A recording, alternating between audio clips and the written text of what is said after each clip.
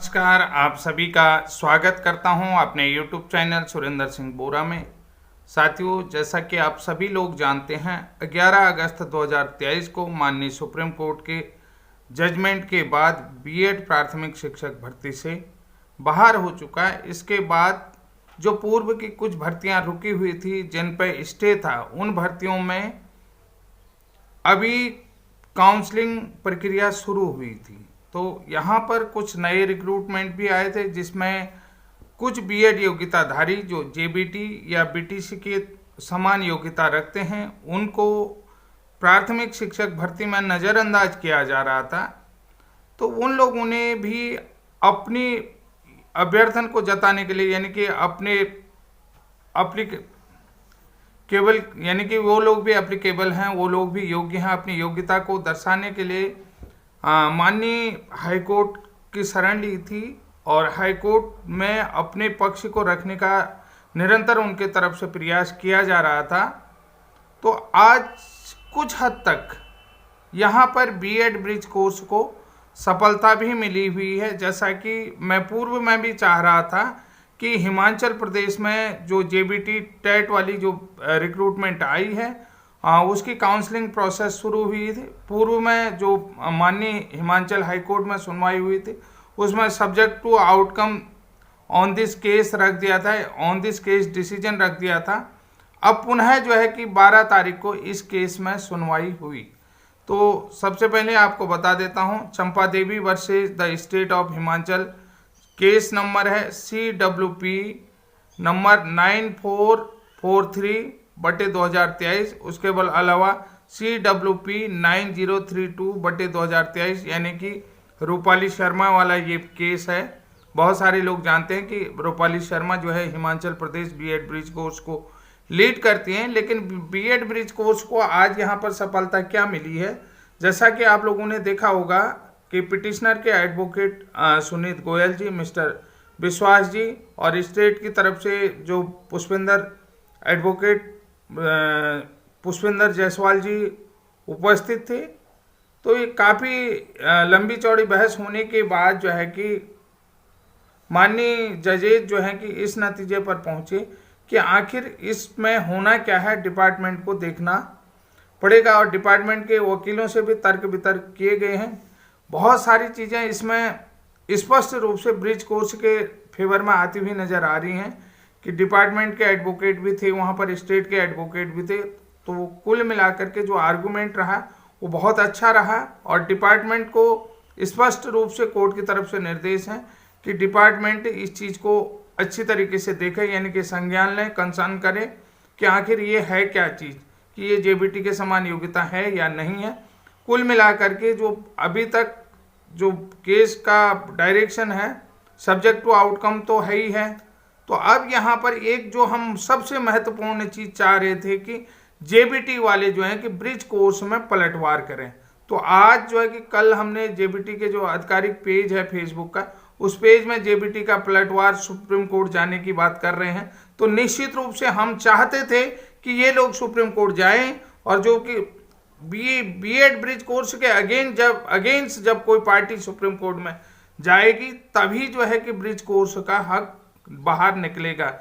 ये निश्चित रूप से हम चाह रहे थे कि नहीं तो अभी उत्तराखंड में भी ये बारी आने वाली है, क्योंकि यहाँ पर भी जो है कि बीएड को तो 11 अगस्त 2023 को प्राथमिक रूप से जो है कि डिसक्वालीफाई कर दिया है, पीआरटी से डिसक्वालीफाई कर दिया। उसके बाद पटना हाई कोर्ट ने जो है कि अपने ये डिसीजन में जो है कि डिसक्वालीफाई कर दिया है। तो आप समझ सकते हैं कि जो पटना हाई कोर्ट का जो डिसीजन आया, तो उसमें भी जो है कि डिसक्वालीफाई हो चुका है।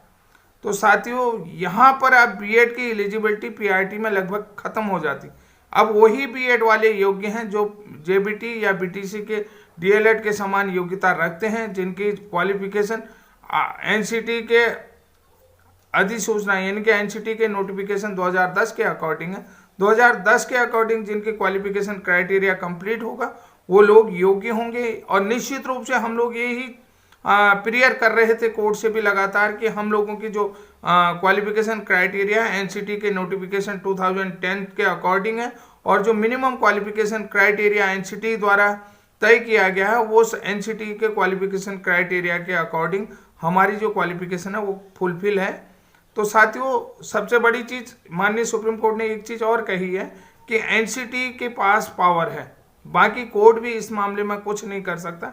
एनसीटी ने जो पावर दी है, यहाँ पर जो आपने देखा होगा एक रिकॉग्निशन लेटर की भी बात हो रही है। रिकॉग्निशन लेटर जो है एनसीटी एमएचआरडी की तरफ से एनसीटी को जो है कि 8 सितंबर 2017 को भेजा गया।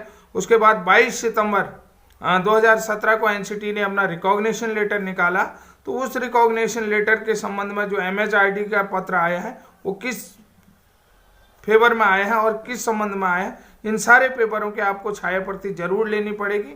और निश्चित रूप से ये आरटीआई के माध्यम से आप लोगों को मांगना पड़ेगा कि जो आरटीआई के अकॉर्डिंग रूलों को पूरी तरीके से फुलफिल करने की बात करता है। तो ये एनसीटी ने अपनी पावर का यहाँ पर कहाँ पर यूज किया है और किस तरीके से है, क्योंकि बहुत सारे चीज़ें हम भी समझते हैं, क्योंकि एमएचआरडी भी कहती है और कोर्ट भी कहती है कि गवर्नमेंट के पास किसी भी तरीके से कोई भी निर्देश जारी करने का ताकत नहीं है।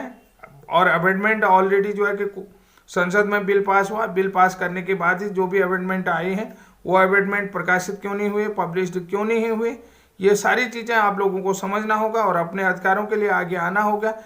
तो साथियों, कल का जो भी रूटीन रहा, जो भी कोर्ट में हियरिंग रही, वो रूटीन काफ़ी हद तक बीएड ब्रिज कोर्स के पक्ष में हिमाचल में रहा है।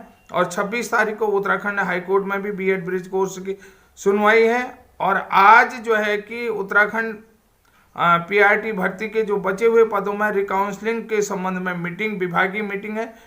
हर जिले के जिला शिक्षा अधिकारियों के साथ गूगल मीट के माध्यम से यानी कि वर्चुअल मीटिंग होगी और उसमें दिशा निर्देश दिया जाएगी कि कब कब से ये काउंसलिंग शुरू होगी। उससे पहले उत्तराखंड बीएड ब्रिज कोर्स लोग तैयार रहें कि जितने भी लोग हैं, जो लोग आज तक हमारे साथ कोर्ट में नहीं जुड़े हैं, ये आपको अंतिम अवसर है। इसके बाद आप हमेशा के लिए बाहर हो जाएंगे, अंतिम अवसर है। और बाकी जो सीटेट वाले भी परेशान हैं, सीटेट वालों की पूरी लंबी लिस्ट मेरे पास सूचना अधिकार में मांगी गई है, जल्द ही उसको भी मैं प्रकाशित करूंगा। सीटेट वाले लगातार नौकरी में लग चुके हैं और उनकी प्रत्येक की मेरे पास लिस्ट है। मैं निश्चित रूप से कहता हूं कि सीटेट वाले पहले के वैलिड हो सकते हैं तो बाद के क्यों नहीं वैलिड हो सकते हैं। तो आप निश्चित रूप से निश्चिंत रहें, सीटेट वाले भी वैलिड रहेंगे। ये बात कहीं न कहीं कोर्ट से आप लोग, अभी कोर्ट में मामला पेचीदा फंसा हुआ है, तो लेकिन निश्चित रूप से सीटेट वाले भी योग्य रहेंगे। कोई भी इनको डिनाई नहीं कर सकता, क्योंकि पूर्व में भी लग सके। अगर विभाग उनको नहीं निकाल सकते तो इनको भी मना नहीं कर सकती है। तो निश्चित रूप से सीटेट वाले भी अपने आप को निश्चिंत समझे। मैं पुनः अपने वीडियो के माध्यम से कह रहा हूँ, बहुत लंबी लिस्ट, आप लोग तैयार रहें। जिन जिन लोगों को सीटेट से संबंधित जानकारी चाहिए, पूरी लिस्ट नाम सहित दूंगा, जो लोग आपके इर्द गिर्द नौकरी कर रहे होंगे और सीटेट क्वालिफाई होंगे। तो साथियों, ये महत्वपूर्ण जानकारी आज आपको कैसी लगी, तब तक के लिए जय हिंद, जय उत्तराखंड।